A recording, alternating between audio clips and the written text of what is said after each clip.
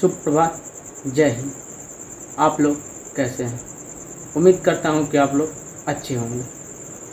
आज की इस वीडियो में हम लोग एक नए अध्याय की शुरुआत करेंगे, जिसका संबंध हमारे पुराने वीडियो यानी जो पिछली वीडियो थी उससे होगा। उस वीडियो में हम लोगों ने घातांक और करने के बारे में अध्ययन किया था। तो आज की इस वीडियो में हम लोग वर्गमूल और वर्ग के बारे में अध्ययन करेंगे। तो चलिए हम लोग उसकी शुरुआत करते हैं। वर्ग और वर्गमूल, जिसका अंग्रेजी होता है स्क्वायर एंड स्क्वायर रूट। पहले हम लोग वर्ग को समझेंगे कि वर्ग किसे कहते हैं, आखिर वर्ग की परिभाषा क्या होती है। जैसा कि जब हम जो क्षेत्रमिति पढ़ते हैं या ज्योमेट्री, तो उसमें जब हम वर्ग एक जो कि इस प्रकार से उसका शेप होता है, ठीक। तो इसमें क्या होता है, वर्ग में क्या होता है, दो मेन जो होती है विमाएँ होती है, लंबाई और चौड़ाई। आयत में लंबाई और चौड़ाई होती है, तो वर्ग में भी दो ही मेन विमाएँ होती है, लंबाई और चौड़ाई। लेकिन इसमें क्या होता है कि लंबाई और चौड़ाई की जगह पर दोनों एक समान होती है, यानी कि दोनों भुजा बन जाती है, ठीक। और इन दोनों के आमने सामने के भुजा समान होती है। ठीक उसी प्रकार अब ये हमारा समझाने का मतलब है कि इससे ही हम लोग वर्ग को रिलेट करेंगे। तो वर्ग क्या होता है कि वर्ग वैसा गुणनखंड का गुणज होगा, मतलब जब हम गुणनखंड का गुणज बनाएंगे तो उसमें दोनों संख्याएं समान होगी। उन दोनों को मिलाने के बाद एक वर्ग बनेगा। अगर मान लीजिए हमें 2 का वर्ग निकालना हो तो 2 को 2 बार गुना करेंगे तो हमारा ये वर्ग प्राप्त होगा। मैंने क्या कहा कि जब 2 समान संख्याओं को शामिल किया जाएगा गुणनखंड को, तब जाके हमें वर्ग की प्राप्ति होगी। यानी कि 2 का स्क्वायर है तो 2 गुने 2 4, जो कि घातांक से संबंधित है, ठीक। अब वर्गमूल को समझ लेते हैं। हमने समझा वर्गमूल के समझने से पहले हमें उम्मीद है कि आप लोगों को वर्ग समझ में आ गया होगा। वर्ग क्या है कि जब 2 समान संख्याओं को एक साथ गुना किया जाए तो हमें वर्ग की प्राप्ति होती है, ठीक। अब वर्गमूल में क्या होता है कि वैसा गुणज जिसमें से 2 समान जोड़ों को से एक संख्या को बाहर निकाला जाए तो हमें वर्गमूल की प्राप्ति होती है। यानी कि जब ये वर्ग था, ठीक, तो वर्ग में 4 भुजाएं थी, लेकिन 2 मेन थी और इनके आमने सामने की जो भुजाएं थी वो समान थी। तो जब ये दोनों में से एक को बाहर निकाला जाए, ये दोनों है तो इसमें से जब एक को बाहर निकाला जाएगा तो वह हमारा इसका वर्ग का मूल हो जाएगा, ठीक। अगर बात करें चारों भुजाओं की, तो चारों भुजाओं में से इसका और इसका एक मूल निकलेगा और इसका एक मूल।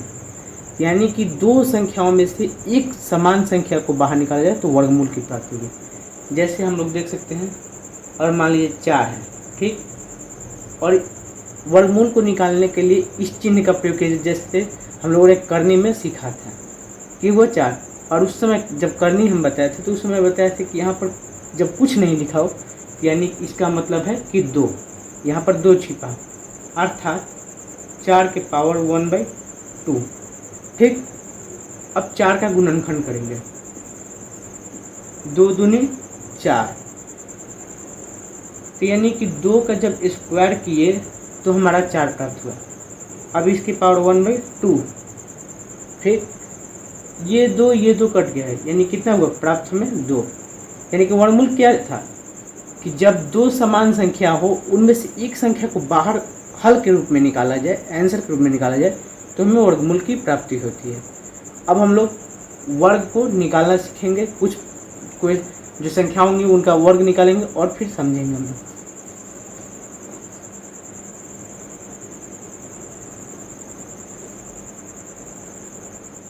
अब हम लोग संख्याओं का वर्ग निकालना सीखेंगे।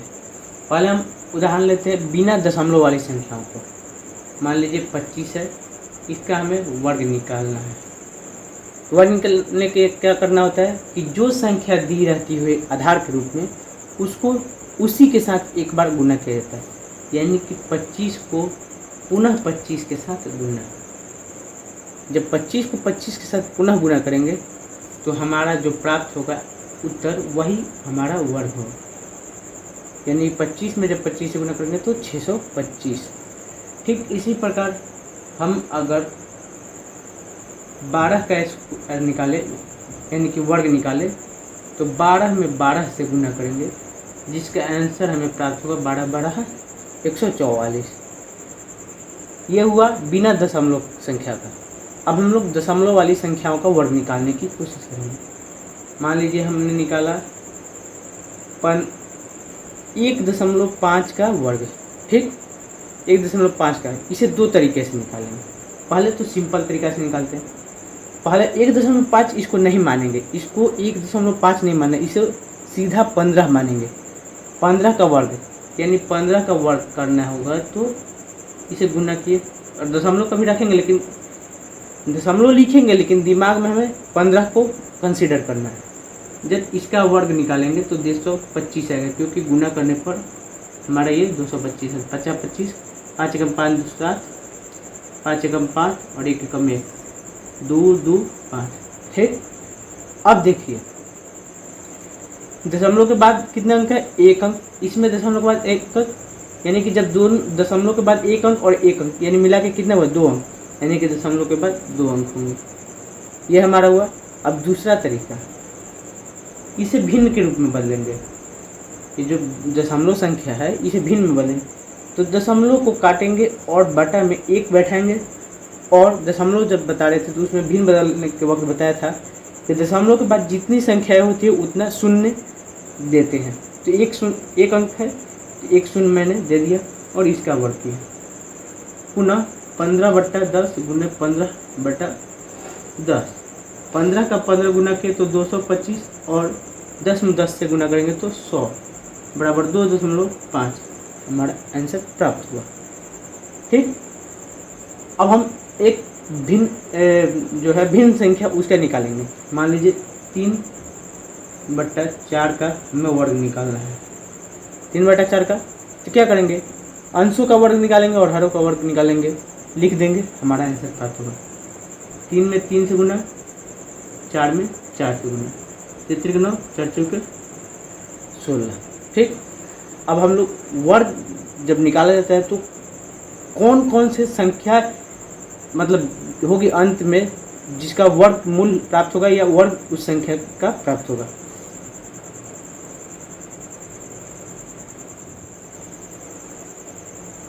वर्ग को प्राप्त करने के बाद क्या शर्त होगी कि जो भी वर्ग हम प्राप्त करेंगे तो उसके अंत में कौन सी संख्या होगी, वह शर्त।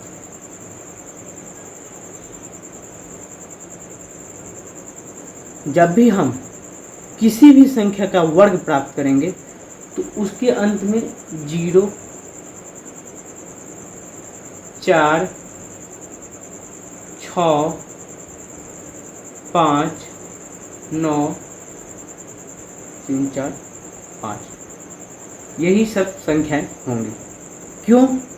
क्योंकि 2 का जब हम वर्ग करते हैं तो 4 आता है, 3 का वर्ग करते हैं तो 9 आता है, और 4 का वर्ग करते हैं तो 16 आता है, और 5 का वर्ग करते हैं तो 25 आता है। ठीक, अब हम इधर आएंगे जब 6 का वर्ग करते हैं और एक और शामिल होगा जो कि हमारा होगा 1।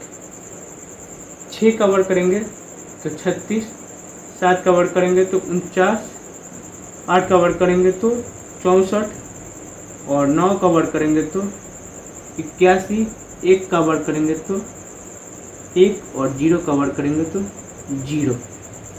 ठीक, ये मैंने क्यों बताया?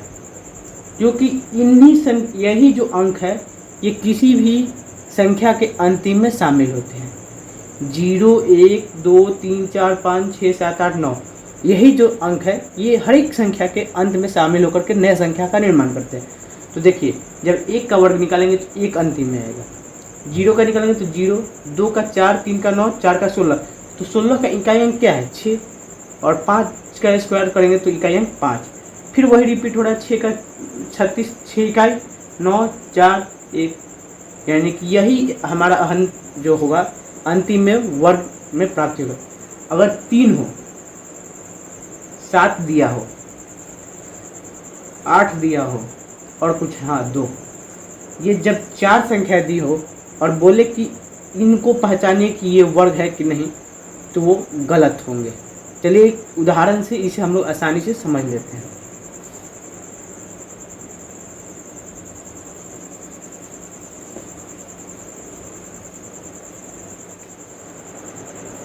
जैसे कि हम लोग गणित की पढ़ाई क्यों कर रहे हैं, हमें किसी न किसी परीक्षा में शामिल होंगे।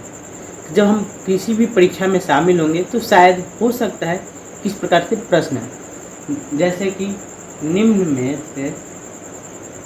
में से कौन सी संख्या वर्ग है। ठीक, मान लीजिए पहला ऑप्शन दे दिया 144, बी दे दिया 225, सी दे दिया 223 और डी हमें दे दिया 64। अब हमें इसमें से प्राप्त करना है कि कौन सी संख्या वर्ग है। ठीक, तो पहले तो हमें देखना होगा कि जो मैंने बताया अभी कि इन संख्याओं के अंत में 0 है कि नहीं, 4 है कि नहीं, 1 है कि नहीं, 5 और 6 है कि नहीं। इसमें देख रहे हैं तो 4 है, इसमें 5 है, इसमें 3 है जो कि नहीं है। इसमें 0, 1, 4, 5 और 6 में से इसमें कोई भी संख्या नहीं है। इसमें भी 4 है, यानी कि 3 संख्याएं तो हमारा मिल गया। ये नहीं मिल रहा है, यानी कि ये हमारा वर्ग नहीं है, बाकी ये तीनों वर्ग है। यानी हमारा आंसर क्या है, कौन सी संख्या वर्ग है, तो ए, बी और डी वर्ग है, जबकि सी हमारा वर्ग नहीं है। हो सकता था कि यहाँ पर 100 मान लीजिए 144 है, हमें एक की जगह पर 134 दे देता है। ठीक, अंतिम में तो 4 है, लेकिन ये हमारा वर्ग नहीं होता। 134 है तो इसके अंत में 4 है, लेकिन ये वर्ग नहीं हुआ। यानी कि 0, 1, 4, 6, 9, 5 ये होंगे किसी भी संख्या के अंत में, तो ये कन्फर्म यानी सुनिश्चित नहीं है कि वह संख्या हमें वर्ग होगी। हाँ, लेकिन प्रत्येक वर्ग के अंत में ये सारे अंक 0, 1, 4, 5, 6 और 9 शामिल अवश्य होंगे। ठीक, तो ये हमारा वर्ग पहचानने का पहला तरीका हुआ। उसके बाद जब अगर हुआ, मान लीजिए कि ये 3 की जगह पर ये भी 6 रहता, हमारा संख्या तो मिल रहा था। उसके बाद इन सभी संख्याओं का हमें वर्गमूल निकालना होता कि किसका वर्गमूल निकल पा रहा है और किसका नहीं। तो हम अभी वर्गमूल की जब चर्चा करेंगे तो फिर वर्गमूल निकालना सीखेंगे। उससे पहले हम लोग कुछ संख्याओं को तुरंत वर्ग निकालने के लिए सीखते हैं कि कैसे तुरंत वर्ग निकालें।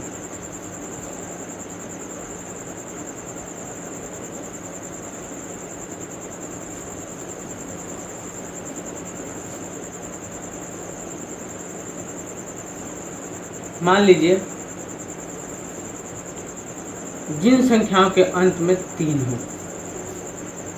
जो भी संख्या हो उनके अंत में 3 हो, तो इसका वर्ग कैसे आसानी से निकालेंगे।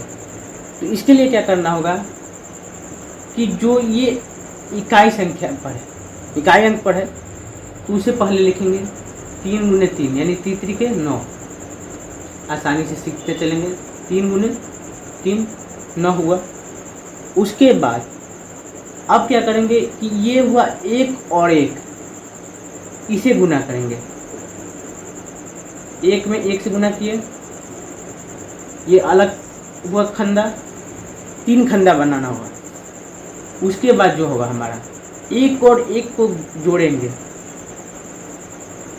जो हमारा दहाई अंक पर है इसे जोड़ेंगे 1 + 1 और किसी एक यानी जो इकाई अंक है 3 उसमें गुना करेंगे। ठीक, अब आगे बढ़ते हैं। 3 के 9, 2 1 + 1 क्योंकि ब्रैकेट वाला पहले हल होता है बोर्ड मास के अनुसार। 1 + 1 2 और 2 में 3 से गुना किए 6 प्राप्त हुआ। और यहाँ 1 एकम 1 यानी कि 169 हमें प्राप्त हुआ। ठीक, अब कोई और संख्या लेते हैं। मान लीजिए 23 मैंने लिया, 23 गुने 23 इसमें पहले क्या करना है कि इकाई वाले अंक को गुना करना है, 3 गुने 3। एक बॉक्स में लिखेंगे 3 के 9। उसके बाद 2 में 2 से 4, ठीक, 2 में 2 से 4, एक बॉक्स ये हुआ। और अगला बॉक्स हमें बनाना है जो कि इसके नीचे नहीं होना चाहिए, 9 के नीचे नहीं होना चाहिए, 9 अकेला होगा, लेकिन हाँ इसका आगे बढ़ेगा। 2 प्लस 2 दहाई वाले अंकों को जोड़ेंगे और किसी भी एक इकाई अंक से गुना कर देंगे। आगे जब बढ़ेंगे तो 9 का 9 उतर जाएगा हमारे इकाई के ऊपर, ठीक। 2 और 2 4, 2 और 2 4, 4 में 3 से गुना किए, 4 3 12।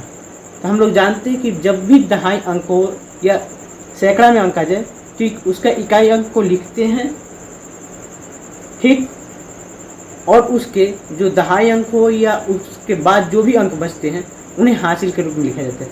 तो 2 2 4, 4 3 12 के 2 हासिल 1, 4 और 1 5, हमारा आंसर होगा 529। अब इसकी संतुष्टि के लिए, इसकी जांच के लिए हम लोग 23 में 23 से गुना करते हैं कहीं अलग। 3 के 9, 3 दूनी 6, 2 3 6, 2 दूनी के 4, 9 6 6 12 के 2 हासिल 1, 4 1 5, 529, ठीक। अब देखिए ये लग रहा है कि थोड़ा टफ है, टफ नहीं है, जब आपको समझ में आ जाएगा तो आप आसानी से इसको कर लीजिएगा। अब हम लोग लंबा वाला गुना करेंगे जहाँ पर 3 अंक का होगा, 103 गुने 103 हो या 113 गुने 113 हो, उसे हम लोग गुना करेंगे।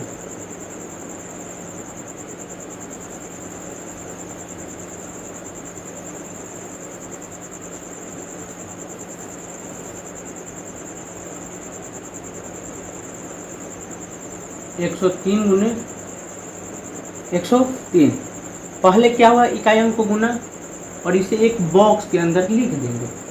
3 के 9, इससे कोई छेड़छाड़ नहीं करेगा। बचा ये 10 और 10, इसे अलग गुना करेंगे, 10 देंगे 100 और बीच में एक बॉक्स बनाएंगे और इस बॉक्स का संबंध पीछे वाली संख्या से नहीं होगा, यानी 9 से इसका कोई संबंध नहीं होगा। क्या करना है कि इकाई अंक के छोड़कर जो शेष संख्या बची 10 और 10, ठीक, उसे जोड़ेंगे। 10 10 जोड़ दिया मैंने और 3 से गुना। अब आगे बढ़ेंगे, 9 का 9 लिख दिए, 10 10 20 और 20 में 3 से गुना करेंगे तो 20 3 60, 60 का इकाई 0 और हासिल बचा 6। 10 10 या 100 और 100 में 6 जोड़ेंगे तो 106, 106 ये हमारा आंसर होगा। अब इसकी हम लोग जांच कर लेते हैं क्योंकि जांच करना आवश्यक है। 103 में 3 से 3 के 9, 3 से नहीं 0, 3 एकम 3 0 0 0, 3 एकम 3, 1 से नहीं 0, 1 एकम 1, ये और ये कर गया 9 0 3 3 6 0 1, हमारा ये और ये मिल गया। यानी कि ये हुआ कि जब भी किसी संख्या के अंत में 3 हो तो इस फॉर्मूला को, इस तरीका को उपयोग में हम लोग लाएंगे। अब हम लोग सीखेंगे कि किसी भी संख्या के अंत में जब 5 हो तो उसे कैसे हम लोग हल करेंगे। 5 वाला बहुत आसान है, 5 वाला जो है वो बहुत आसान है। मान लीजिए पहला संख्या लेते हैं 25 गुने 25, मैंने लिया 25 गुने 25। इसमें क्या करेंगे कि जो इसका इकाई अंक है उसे गुना करेंगे और इसे एक बॉक्स के अंदर फिट कर देंगे।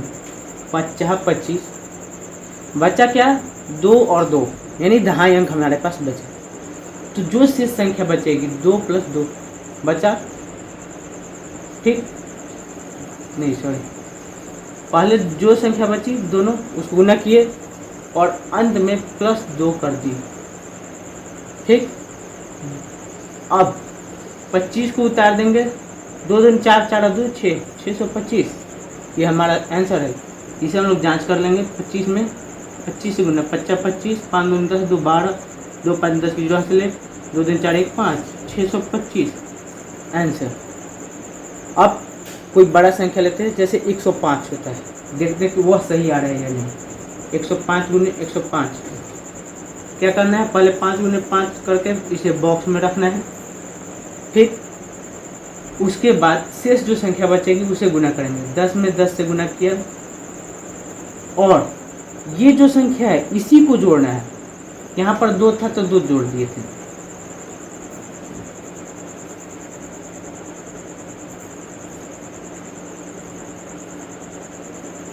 दस 25 उतर गया। 10 में 10 से गुना करेंगे तो 100, और 100 प्लस 10 बराबर 110, यानी 11,025 आ रहा है। अब इसकी जांच भी करना आवश्यक है, क्योंकि बिना जांच के प्रश्न जो होता है मैथ का वो सफल नहीं माना जाता। जांच करना आवश्यक है। चलिए जांच करते हैं। 105 में 105 में आखिर ये आया तो सही है या नहीं। 50 25 की 5 हासिल 2, 5 में 0 हासिल 2, 5 कम 5, पुनः 0 0 0, ये क्रॉस ये क्रॉस ये क्रॉस, 1 5 कम 5 0, 1 कम 1, 5 2 5 5 10 की जो हासिल है ये 0 0 हासिल है 1125, यानी कि ये जो हमारा आया और ये जो हमारा आया इन दोनों का आपस में मिलान हो चुका है। यानी कि हमारा जो ये तरीका है वर्ग निकालने का वह सही है। हमें उम्मीद है कि आप लोगों को आसानी से समझ में आ रही होगी। अगर नहीं समझ में आ रही होगी तो आप लोग कमेंट में बताइएगा। अब हम लोग फिर जिसके अंत में 7 हो 8 हो उसको सॉल्व करेंगे।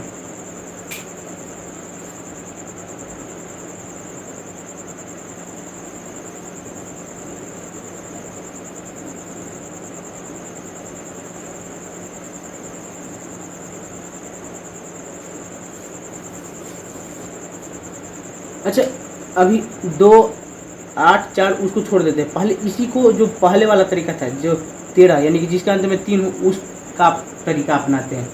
25 से और 25 इसमें भी तो उसमें क्या करते थे हम लोग कि जो इकाई अंक पर होता था उसे गुना करते थे और लिखते थे 5 गुने 5। ठीक, अब क्या करते थे इधर वाले को एक अलग बॉक्स में 2 गुने 2 को। उसके बाद क्या करते थे कि 2 और 2 को जोड़ते थे। क्या करते थे कि जो इकाई अंक के बाद जो शेष संख्या बचती थी उसे जोड़ देते थे और इकाई से गुना करते थे। हम आगे बढ़ेंगे। 50 25 25 की 5, क्योंकि जब भी गुना का प्रक्रिया होता है तो एक अंक को लिखा जाता है, फिर उसका हासिल को आगे जोड़ते हुए बढ़ते हैं हम लोग। 5 लिख दिए। अभी हमारे पास हासिल कितना बचा 2, क्योंकि 50 25 तो हासिल यहाँ पर लिख लेते हैं याद रखने के लिए। अगर दिमाग मजबूत है तो याद रहेगा। 2 2 4 4 5 20, 20 में 2 जोड़ेंगे ये हासिल तो 22, 22 का 2, पुनः हासिल के रूप में हमें 2 प्राप्त हुआ। 2 दूने 4 और 4 2 6, यानी 625। यानी कि ये तरीका जो है सभी संख्याओं पर लागू होगा। यानी कि जिसके अंत में जो भी संख्या हो 1 2 3 4 5 जो भी हो, अब हम लोग 0 जिसके अंत में उसे प्राप्त करेंगे। फिर जिसके अंत में 0 होगा तो उसका हल हम लोग कैसे करेंगे।